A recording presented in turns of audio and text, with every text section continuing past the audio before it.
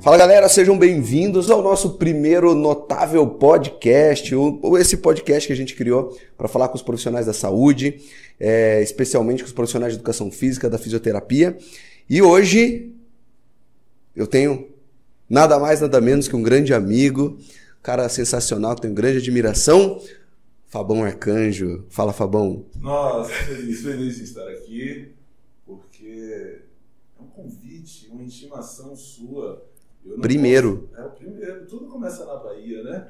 Baiano, né, gente? O Brasil começou na Bahia.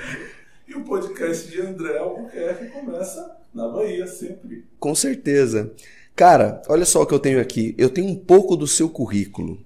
Você é fisioterapeuta, nascido em Salvador, como você acabou de falar, apaixonado pela culinária baiana, pela linda vista da Baía de Todos os Santos, graduado, especialista, mestrado, doutorando agora pela Universidade Federal da Bahia.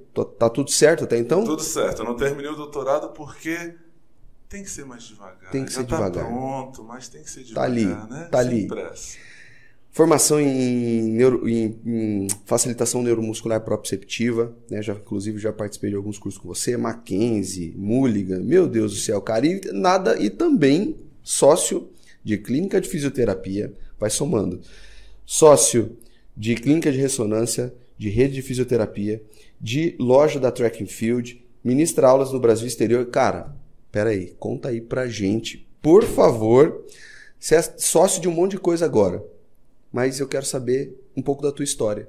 Se sempre foi assim, com essas sociedades, que eu sei que você hoje é um cara super bem sucedido, e eu acho que é isso que é o legal aqui a gente falar e conversar com a galera e mostrar um pouco sobre isso também. Mas sempre foi assim. Como foi a tua história? Conta um pouco dela pra gente. Nossa, a minha história foi muito interessante porque eu era atleta de basquete e fui seleção baiana, queria ser profissional de basquete. Estudei em escola militar e por muito pouco não segui carreira militar ou nas Forças Armadas ou na Polícia Militar. E na hora de escolher realmente o caminho, eu fui para fisioterapia. Eu ia fazer educação física, aí painho falou assim: não, meu filho, eu não quero meu filho professor. E então faça fisioterapia. E eu sempre fui muito obediente. Meus pais sempre foram muito importantes nas minhas diretrizes e direcionamentos. E aí eu fui para fisioterapia. E hoje ele fica: poxa, meu filho é professor, olha que legal. Então a ligação com docência, a ligação com liderança, a ligação com empreendedorismo desde sempre, porque foi uma questão de visão mesmo, de possibilidades e de caminhos abertos pela vida. E quando você fala que você estudou em colégio militar, é isso? Sim. Uma regra, né? Tem uma regra, uma rigidez bastante alta, né? Nesse caso, né? Sua família são de militares? Não. Eu só do você. nada, eu estudava numa escola bem tradicional em Salvador, e aí de repente falei: pai, eu quero estudar no colégio militar. Ele: vai, meu filho, vai lá. E aí consegui ingressar e foi a melhor coisa da minha vida, porque me ensinou a ter disciplina. Então, ensinou a respeitar todo mundo, independente de qualquer coisa, e bateu muito, casou muito com o que meus pais ensinavam para mim desde sempre. Tratar todo mundo com muito respeito, tratar todo mundo com muita consideração e não fazer com os outros o que a gente não quer que façam com a gente. E na doutrina da escola a gente teve um dizer muito importante: a palavra convence, o exemplo arrasta. Então a melhor forma da gente dar exemplos, da gente dizer o que as pessoas têm que fazer, é em silêncio e com atitudes. Muito, cara, demais isso daí, adoro essa frase, né? A palavra convence, mas o exemplo arrasta. E não tenho dúvida que você tem arrastado, inclusive, né, uma grande quantidade de pessoas para dentro da área da biomecânica, para dentro dessa conversa da fisioterapia, inclusive com a educação física. E até porque você é fisioterapeuta, eu sou profissional de educação física, e eu quero saber de você qual é essa visão. Quando você enxerga a fisioterapia e a educação física, tem muita gente que discute e se pergunta: cara, até onde vai a fisioterapia, até onde começa a educação física, ou se um cliente de personal tá com algum tipo de desconforto, algum tipo de dor, até onde vai a atuação de cada um. Como é que você enxerga isso hoje, Fabão? Olha, eu formei em 2001, né? 20 anos de formado, apesar dessa carinha de criança. Mas uma coisa foi muito importante para mim. Eu tive acesso a grandes professores, grandes pensadores da minha profissão, e eu participei de um fórum em 2006, eu não esqueço disso. E eu tive que fazer um relatório, na época, para o Conselho Regional de Fisioterapia, onde eu abordava, após uma discussão com vários colegas, eu fui o relator de qual seria o limite da fisioterapia em relação à educação física, onde começa, onde termina. E, resumindo, em 2006 a gente não chegou a uma conclusão concreta. Porque é muito complicado a gente delimitar espaços, porque trabalhamos com movimento. Você é um grande professor de biomecânica, eu também ensino um pouquinho de biomecânica, a gente troca várias ideias, só que o exercício, a análise do movimento é comum a nós dois. Como é que eu vou dizer para você, não faça isso, não pegue um peso para fazer um fortalecimento muscular? Eu posso usar o mesmo peso que você usa, o mesmo elástico, a mesma barra, o mesmo equipamento, e aí, como é que eu digo? Não faça. Como é que o CREF fala para mim não faça? Como é que o CREFITO fala para você não faça? Biomecânica é universal. Biomecânica é de todos nós. Uma coisa é quando a gente fala de técnicas específicas da fisioterapia, isso daí não, é do fisioterapeuta. Da mesma maneira que a medicina tem os procedimentos médicos que são do médico. Cirurgia, o fisioterapeuta não vai fazer. Um professor de educação física não vai fazer. Mas tem coisas que a gente não consegue delimitar. A biomecânica é universal. E o movimento também, Gostei. né? O movimento também. Não tem como a gente dizer, pare aqui. Pelo menos eu não consigo ver, na minha humilde opinião. Mas talvez alguém encontre, né, uma forma de delimitar. Não sei. Juro que não sei. E também não me preocupo com isso, porque o mercado é incrível, o mercado é enorme, inesgotável e tem espaço para todo mundo. O que eu quero é qualidade. Exatamente, tem espaço para todo mundo e principalmente para os bons profissionais, né? Sem dúvida. Mas o que é ser bom e quando a gente conversa, André? E quando a gente conversa, essa é uma boa pergunta, né? O que é ser um bom profissional? Bom, nessa linha, eu acredito que ser um bom profissional é você, inclusive, saber conversar com a outra área, né? Aquele que é profissional de educação física, saber conversar com outros fisioterapeutas e terem um grupo de estudos ou terem parcerias para isso, né? Eu acho que começa a ser um bom profissional a partir do momento que você entende que você precisa de outros profissionais para te auxiliar num processo de ganho de massa muscular, de redução de algum desconforto. Eu respeito demais as áreas afins. Eu não tenho nenhuma vontade de entrar na medicina e nenhuma vontade de entrar na educação física. Por quê? Porque eu prefiro estar perto de profissionais dessas áreas que são qualificados. Uhum. Então, eu recebo muitos pacientes que, por exemplo, tem dor lombar, foi a linha de pesquisa do mestrado e do doutorado da nossa equipe, o meu também. E muitos pacientes, quando chegam, eu identifico as causas, as possíveis causas, o que eles fazem que podem estar causando a dor, e eu falo, você não precisa fazer tratamento fisioterapêutico. Você não precisa estar aqui na clínica para eu atendê-lo. Preciso conversar com o seu personal. E aí eu converso com o personal e falo, aqui está a cura do seu problema. Aqui está o profissional que vai resolver o seu problema. Basta a gente ajustar e o professor de educação física vai resolver. Por quê? Porque tem alguns exercícios que podem gerar sobrecarga, a gente conversa muito sobre isso na coluna ou não. E quando a gente consegue alinhar as condutas, o raciocínio, só quem ganha é o paciente, né? O cliente, o aluno, enfim. Muito bom, cara. E claro, você indica para o profissional que você sabe que é competente para isso. Sem né? dúvida. Vamos puxar a sardinha para o nosso lado aqui, que é o profissional que domina a biomecânica. Compreende. Sem dúvida. Agora, para falar para dominar a biomecânica, a gente precisa de leitura, não é verdade? Precisa ler algumas coisas. Eu quero saber de você o que você gosta de ler e o que você, de repente, indica, cara. O que você gosta de ler e o que você indica para os profissionais? Eu gosto de ler artigo científico. Esse é o teu hobby? Adoro. É hobby? Adoro. Eu vou mais do que urubu, né? todo final de semana eu estou em uma cidade do país, então eu estou voando o tempo todo, então eu fico lendo artigo científico. Então eu gosto muito de ler Paul Rhodes, que é um australiano incrível, o David McGee, o Stuart McGill, entre outros, Rafael Escamilla, Christopher Powers, enfim, eu gosto de ler esses caras. Inclusive, vários desses autores já vieram para o Brasil, inclusive, acredito que você trouxe eles, não foi? Sim, já trouxe alguns deles, né? Sim, a gente trouxe em alguns Chris cursos. Powers, a gente já trouxe a Paula Ludwig, já levou para Salvador.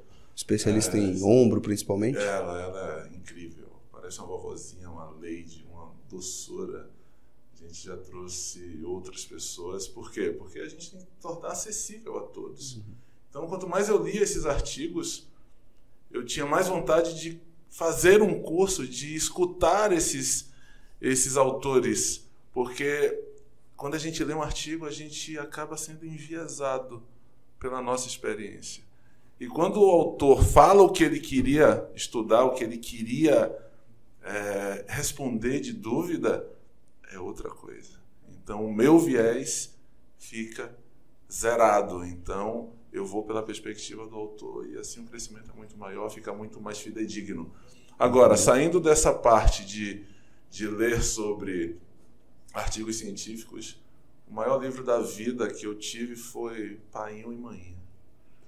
Painho e Mainha. Painho e Mainha. E eles me ensinaram uma coisa que, assim... São um livro aberto para você. O tempo todo. Até hoje estão vivos. E convivo com meus pais muito. E cada dia é uma lição. E a coisa principal não faça com os outros o que você não quer que façam com você. E aí, casou muito com não gaste mais do que você ganha. Coisas básicas, né? Dê bom dia, boa tarde, boa noite. Diga com licença, por favor, muito obrigado. Cumprimente o gari, cumprimente o porteiro, cumprimente o profissional da limpeza, porque são pessoas que a gente passa e finge que não vê, né? Pergunte o nome do garçom. E eu tenho uma história interessante, até falando sobre meninos da limpeza, que quando eu fui morar nos Estados Unidos, a viagem a intercâmbio a trabalho, sim, eu era da limpeza nos cassinos em que eu trabalhava. Legal. E aí eu senti na pele isso que você está falando. São invisíveis, né? Fica invisível, cara. Você acha que, né, você tá ali no lugar, mas as pessoas passam para você simplesmente não te percebem. Não te percebem. E hoje eu dou um valor muito grande para isso, como você tá falando. Para a mocinha da limpeza, para a mocinha que traz o café. Isso. Não é verdade? É um ser humano tão importante quanto a gente que dá aula de biomecânica. Com certeza. Que tem mestrado, doutorado. E, não tem diferença. Não tem diferença mesmo. Sem eles, a nossa vida não é a mesma. Muito bom, cara. E aí, livros, né? Pai Rico, Pai Pobre, um livro muito legal. Boa. Saindo dos artigos, então, Pai Rico, Pai Pobre. Deixa eu falar, cara, falando em Pai Rico, Pai Pobre, com o Rafael, meu sócio, tá lá, ó, tá fingindo que não tá olhando ali, ó. Isso. Ele chegou pra mim depois... A sua cabeça é menor do que a do André, cara. Um pouquinho. Olha a testa do pouquinho, André. né? Meu Deus do céu. Olha só, terminou a faculdade, cara, esse piá falou assim... Rapidinho, você vê que ele não fala sobre a cabeça dele, sobre a testa dele, né? Mas cara, eu corto, né? Eu corto. Mas não adianta, eu descorto, eu amarro. Vai, querido. Ele falou assim, lê esse livro aqui. Terminou a faculdade, ele falou, lê Pai Rico, Pai Pobre. Vou falar pra você que foi um dos primeiros livros que eu li completo. Eu nunca fui um leitor voraz.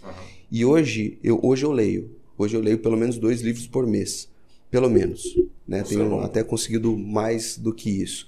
Mas como eu estou falando, sim, durante a faculdade, ou antes, até para passar no vestibular, não tinha lido os livros que era... Também, né, cara? Vamos falar sério, né? Dom Casmurro, como é que chama? Né? Os livros aí, cara, que não te empolgam, pelo menos não empolgam os adolescentes, né? Os jovens a lerem. Mas, enfim, aí fiz a leitura, depois aí foi um dos primeiros livros que eu acabei lendo, né? E que eu confesso para você que mudou a minha vida, mudou a forma com que eu enxergava o dinheiro na época e até hoje me influencia, pensando em ativos e passivos, Só né? Que basicamente básico isso, né? Não gastar mais do que o que a gente ganha. Não adianta ganhar. Todo mundo quer ganhar bem, mas o que é ganhar bem? Ganhar bem para mim, em algum momento da minha vida, foi ganhar R$200. No momento em que a minha remuneração anterior, na época, era de R$100. Poxa, dobrei. tô bem. Só que aí o padrão de vida vai mudando, os brinquedos. Meu primeiro estágio era 300. Pois é, o meu foram R$36. Eu agradeço demais. Não, peraí. Seu primeiro estágio? 30... Mês? É. Não, peraí. Conta essa história aí, cara. Foi peraí, lindo, conta aí. R$36 de estágio? Incrível, é. Ou isso faz o quê? 120 anos atrás? Eu vou fingir que não ouvi.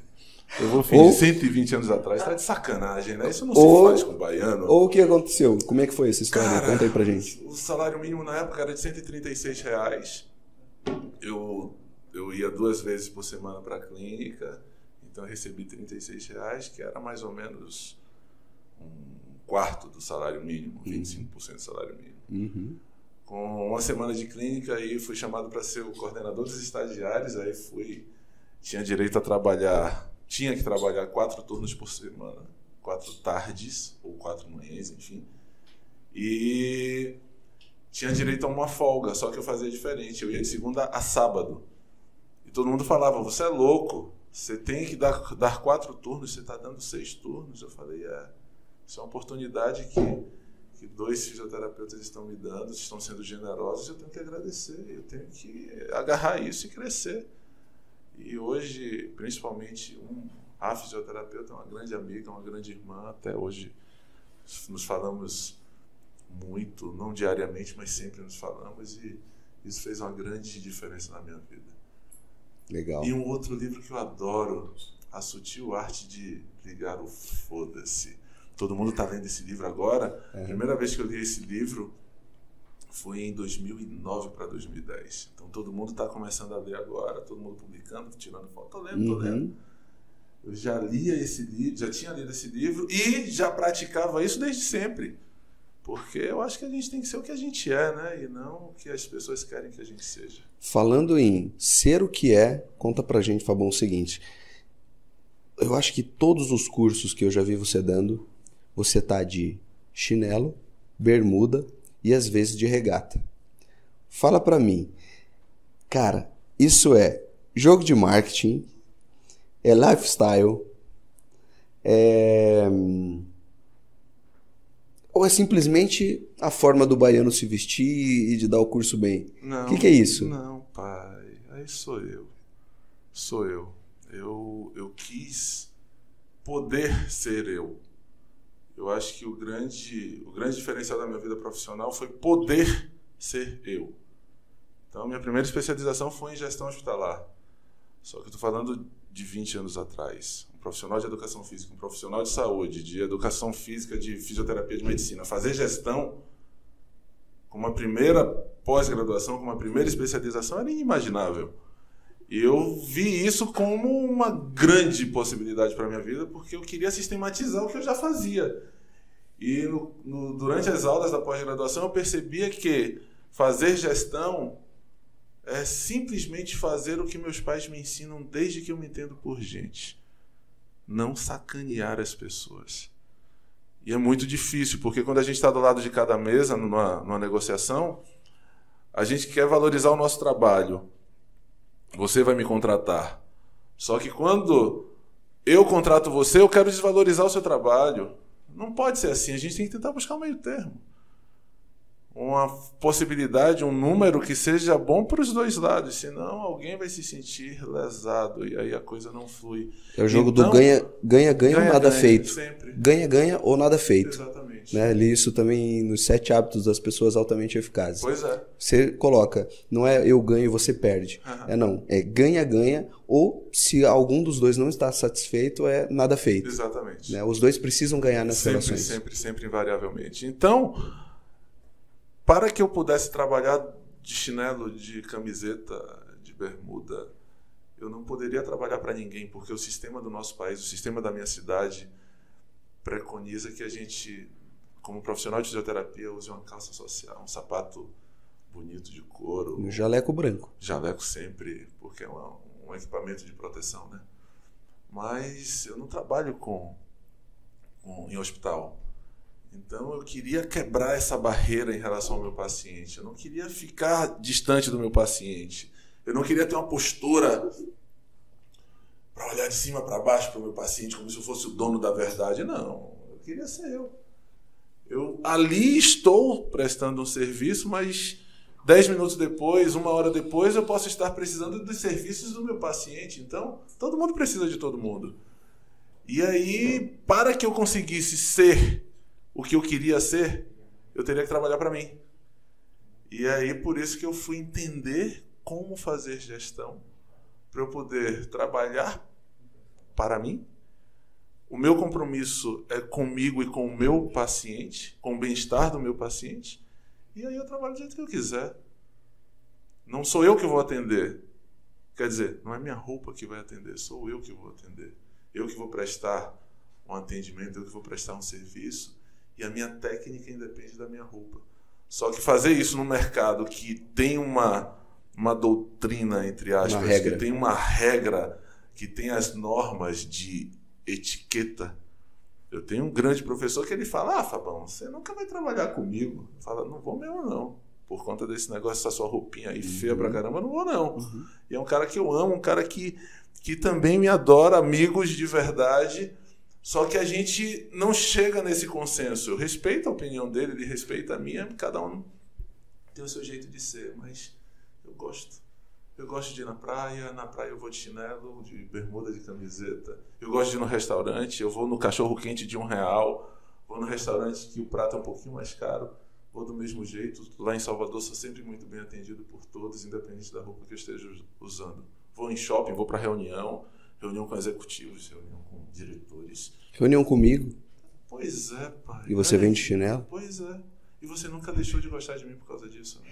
Cara, é muito legal isso, porque conecta, né? A ideia da roupa, como você está falando, conecta com os seus pacientes, né? Quando você está fazendo esse atendimento, a pessoa se sente mais próxima a você, né? Ao invés de você estar usando um sapato de couro, sim, todo alinhado, sim, né?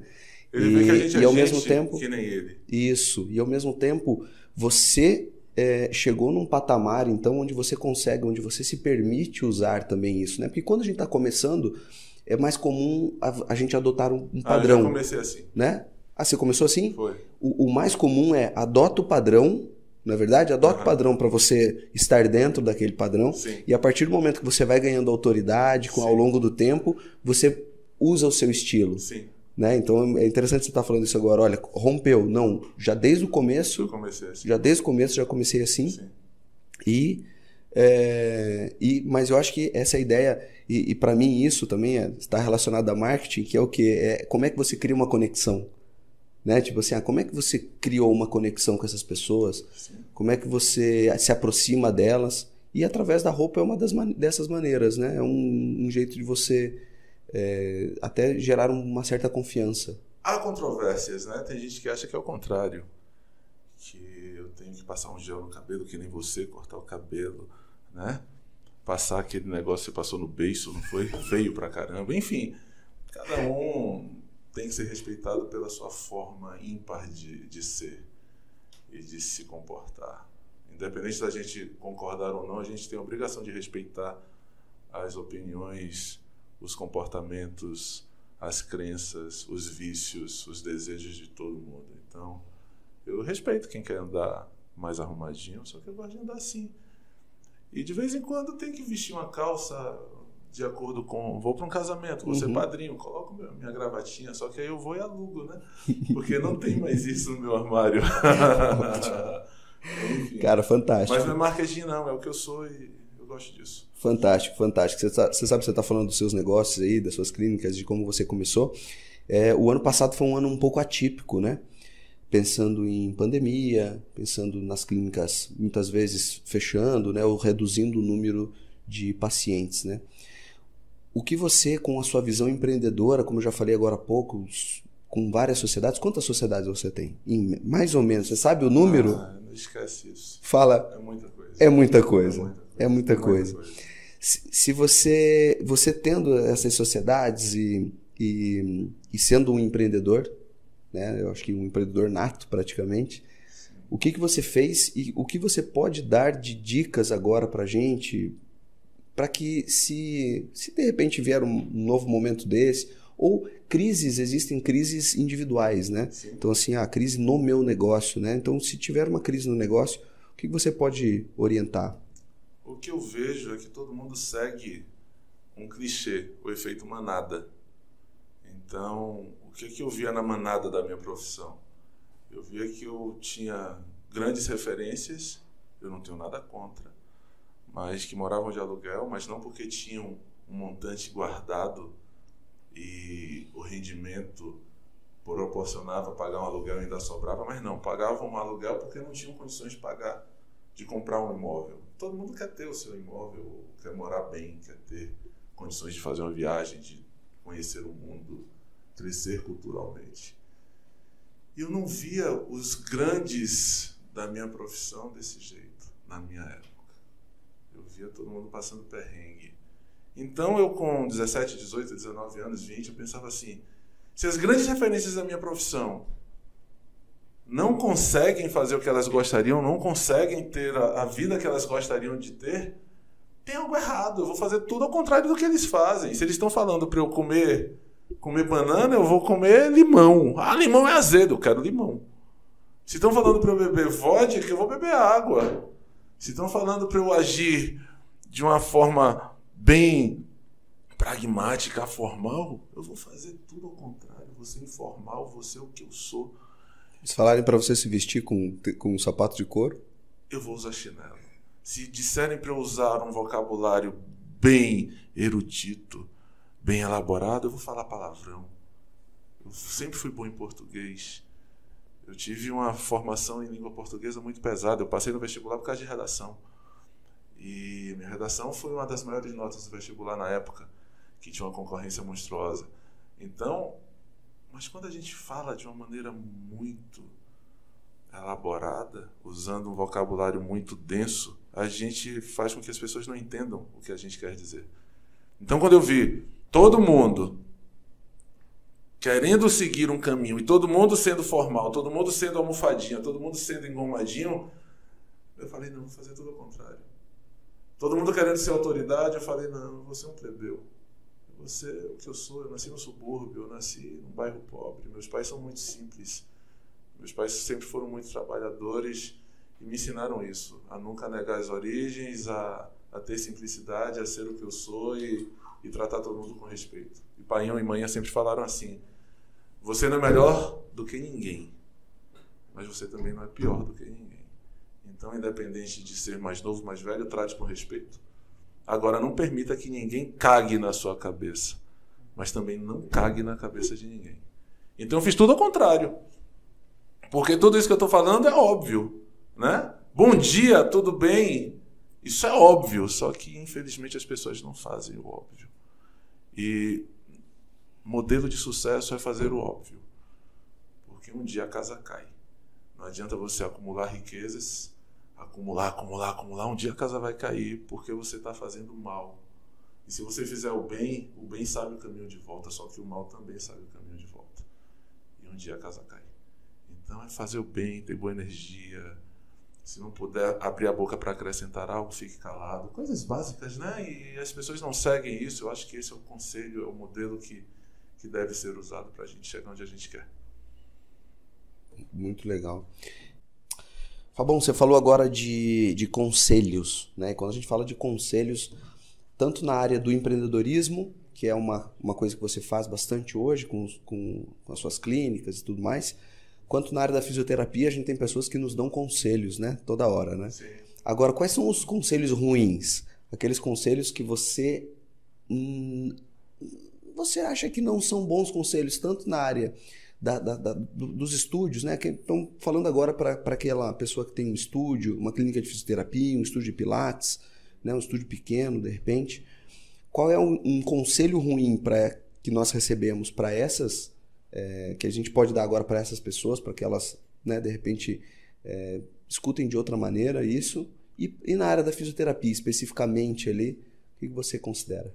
Nossa. Fisioterapia, a gente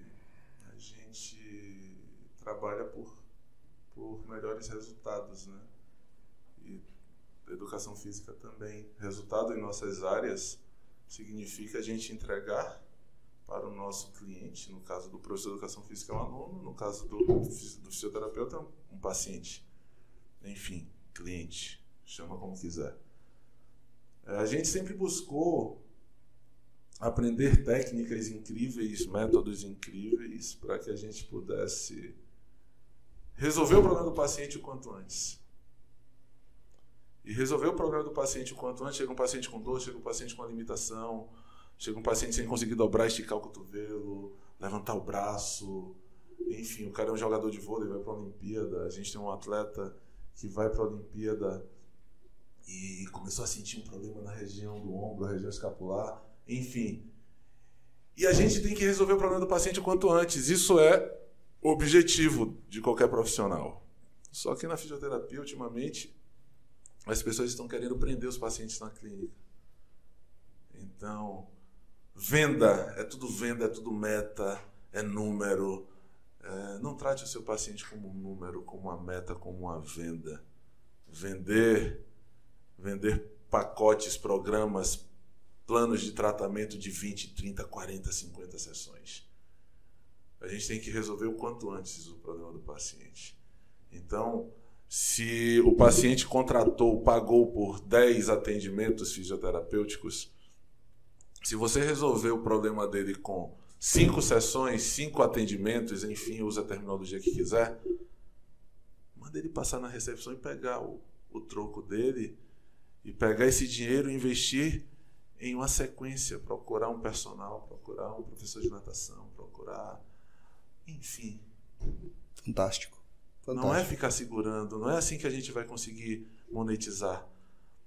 Sucesso é resolver o problema do paciente e o dinheiro vem como consequência. Então não façam isso. Eu sou terminantemente contra isso. Eu acho que a gente tem que resolver o problema do paciente o quanto antes. Isso daí é um conselho que eu dou de como não ser. Fantástico. De como não ser. Não queira prender o seu cliente dentro da sua instituição. Faça com que ele tenha a vida devolvida o quanto antes. Isso é ser profissional de saúde. E nos negócios? Ótimo. Negócios. Cara, achei fantástico. Fantástico. É você atuar naquilo que você foi contratado e a partir daquele momento, é você indicar ele, inclusive, né? Que é aquilo que a gente está falando desde o começo. Indique ele para bons profissionais, para dar continuidade, né? E se esse profissional não for bom, teoricamente, não seguir uma linha tão assertiva, não despreze o profissional de educação física, ou o fisioterapeuta, ou o profissional que está no estúdio de Pilates. Chama o cara, conversa. Poxa, vamos por aqui. Ao invés de alongar, fortaleça. Ao invés de fortalecer esse músculo, fortaleça um músculo diferente. Enfim, dá pra gente chegar em consenso. Ao invés de chegar e falar assim, não faça, pare, porque não é legal. Gostei da ideia aí do alongamento.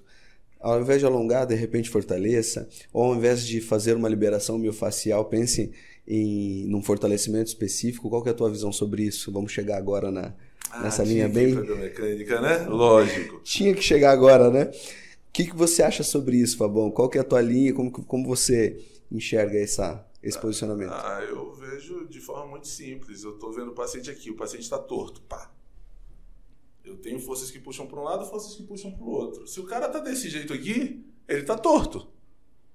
Se eu fortaleço os dois, ele fica mais forte e continua torto. Ser torto é bom? Claro que não. Se eu fortaleço o lado de cá, ele fica mais torto. Então eu tenho que fortalecer quem? O lado de cá. Isso é óbvio? É óbvio. Isso é muito claro. Mas, mais uma vez, são poucos que fazem. Infelizmente. Então, eu acho que a gente tem que ver as coisas de uma forma muito simples. A base da gente é muito parecida. A gente vê anatomia, a gente vê fisiologia, a gente vê biomecânica, a gente vê cinesiologia, enfim. Só que na hora da gente usar os princípios básicos, a gente quer inventar coisas. E aí o mercado está cheio de marketing. Você que quer ser um profissional de grande referência, de grande sucesso, vem comigo e arrasta para cima. Pelo amor de Deus, quando eu vejo isso, eu passo no Instagram. Virou uma enxurrada disso. Então, também dou um conselho, não vá nessa não. Não é todo mundo que está aí, que tem experiência clínica, que tem experiência em atendimento. É todo mundo copiando fórmulas. Todo mundo agora faz aquelas postagens, aí coloca aquele quadrinho no final. Se você gostou, curta, compartilhe. Pelo amor de Deus, todo mundo fazendo a mesma coisa. Será que as pessoas não veem que isso daí não é modelo de sucesso? Se todo mundo faz a mesma coisa, o que acontece? A oferta é muito grande. Se a oferta é muito grande, é lei de mercado. O preço cai. Não adianta. É a vida.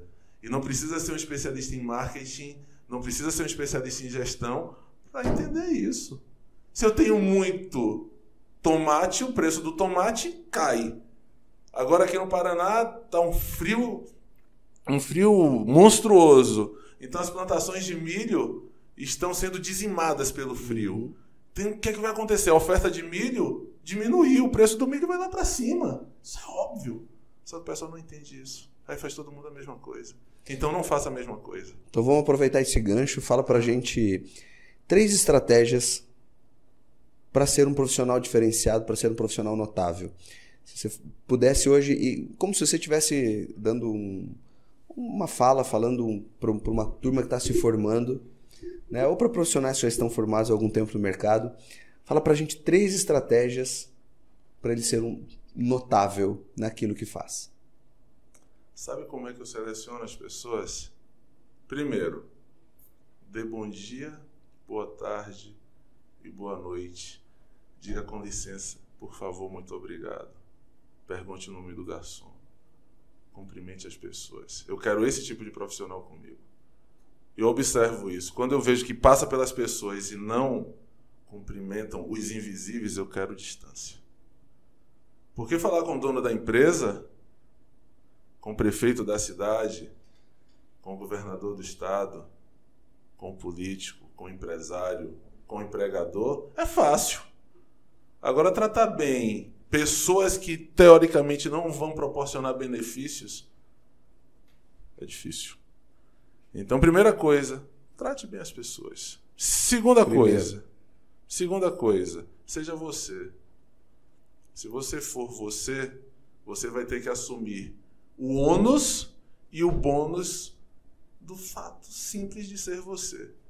E se as coisas que você está escolhendo, se as direções que você escolher te proporcionarem sucesso, te proporcionarem chegar ao que você almeja, você está no caminho certo.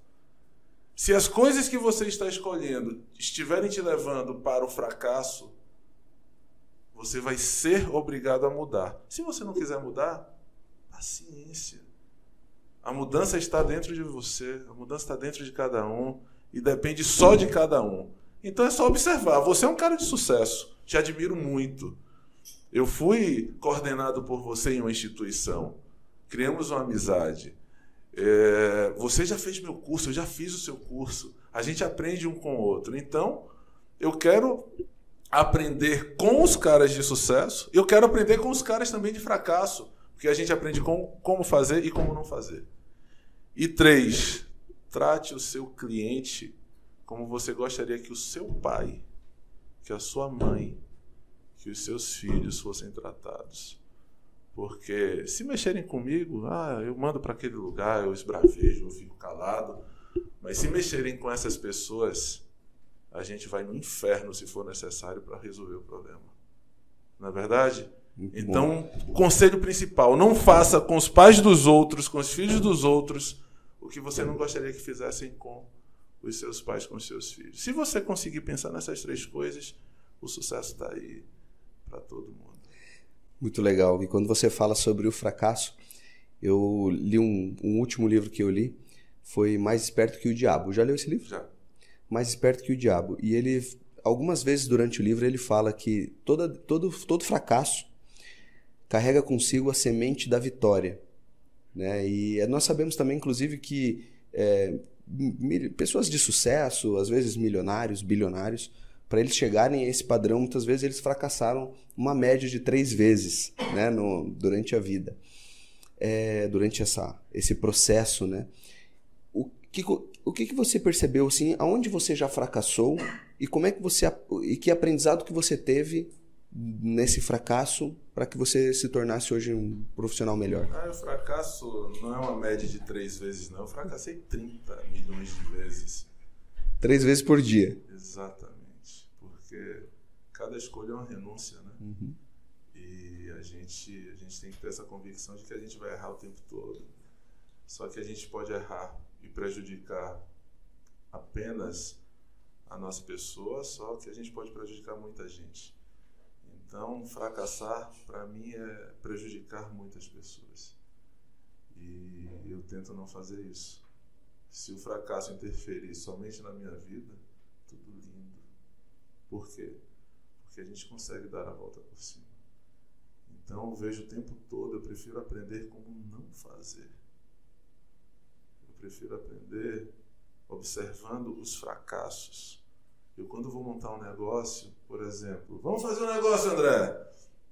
Quanto é o investimento? 100 mil reais. Pô, 50 mil de cada. Pô, se eu investir 50 mil, vai dar errado. Todo mundo pensa que vai dar certo. Eu penso que vai dar errado. Mas isso não é um pensamento negativo. Eu penso que vai dar errado porque se der errado, eu realizo o prejuízo de 50 mil, minha vida segue. É ruim perder 50 mil. Agora, se você me chamar para fazer um investimento de 50 milhões... São 25 milhões de cada. Você deve ter 25 milhões. Eu não tenho. Mas a gente tem como buscar esses 50 milhões no mercado. Agora, se der errado, acabou. E aí, para a gente conseguir buscar esse dinheiro de novo no mercado, é quase impossível. Acaba a vida. Então, eu tento observar o que cabe na minha vida, o que cabe no meu dia a dia, o que cabe no meu bolso. Então, eu prefiro aprender como não fazer do que como fazer. Porque fazer bem feito é só fazer o que a gente quer que façam com a gente. A gente vai fazer com os outros. É muito simples. Legal. Cara, e você sabe que eu te conheci, é interessante eu falar sobre isso. Eu, como coordenador, né, de pós-graduação, estava buscando bons professores para compor o corpo docente. E falei com um amigo, né? Falei, cara, você conhece alguém, um bom fisioterapeuta para essa disciplina e tal? Ele falou, cara, você conhece o Fabão? O Fabão Arcanjo de Salvador? Eu falei, não conheço ele ainda. Arcanjo de Jesus. Protegido de pai e mãe. Olha aí. E eu falei assim, não conheço não. Ele pegou e falou assim para mim, cara, esse cara manda na fisioterapia no Brasil. Falou desse jeito. Eu falei, quero conhecer esse cara então, né? E hoje em dia eu vejo que... não sei se eu vejo você dessa maneira, mas eu vejo você como um profissional realmente diferenciado naquilo que faz, no seu comportamento, como um amigo mesmo, né, que já foi na casa dos meus pais, inclusive, né, já foi na sua casa em Salvador. Exatamente. E sempre sou muito bem tratado. Então, independente de tudo, você como pessoa, tenho grande admiração por você também, Fabão. Quero te agradecer já de imediato aqui, foi uma delícia essa nossa conversa aqui de hoje.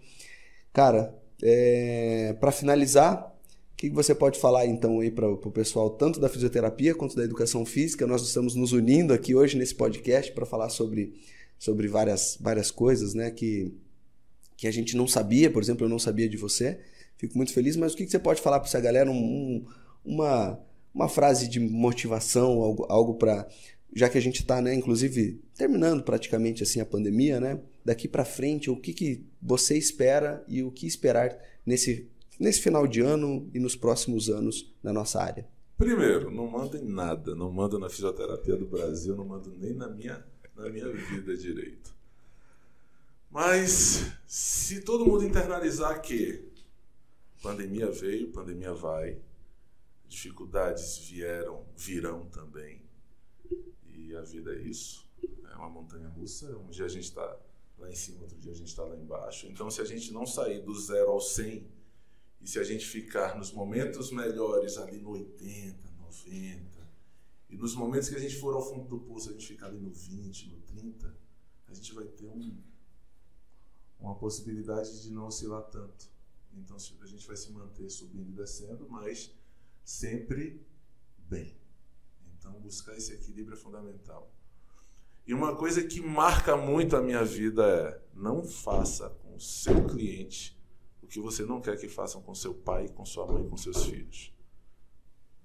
Porque os cônjuges vão, cônjuges vêm, tantos casamentos, namoros que começam e terminam. Mas pai, mãe e filho é para a vida toda. Se você, como profissional, não fizer com o seu cliente o que você não quer que façam com essas pessoas queridas, você vai ter sucesso. Posso garantir. Okay? Muito bom. Obrigado, muito bom. André. Feliz. Fabão, sempre bom estar com você. Muito obrigado, cara. Fala tuas redes sociais aí pra galera que tá nos ouvindo também. Eu só tenho Instagram. Instagram, fala aí pra gente Porque poder te seguir. Muito trabalho. Fala pra gente. Fábio Físio 79. Fábio Físio 79. Fabão, Esse daí. muito obrigado mais uma vez. Pessoal, quem tá assistindo aí agora também, muito obrigado por ter assistido esse nosso primeiro podcast. Para mim, uma honra estar aqui com você. Como eu falei, além de um grande profissional, um amigo também que eu recebo na minha casa. Espero que a gente se encontre mais vezes. Tomar um quentão e comer pinhão, não é isso? Boa. Bom demais. Valeu, André. Mas lá em Salvador comeu acarajé. Acarajé. Fechado, Com a então. pimenta. Um abraço. Obrigado. Valeu, abraço. Valeu. É.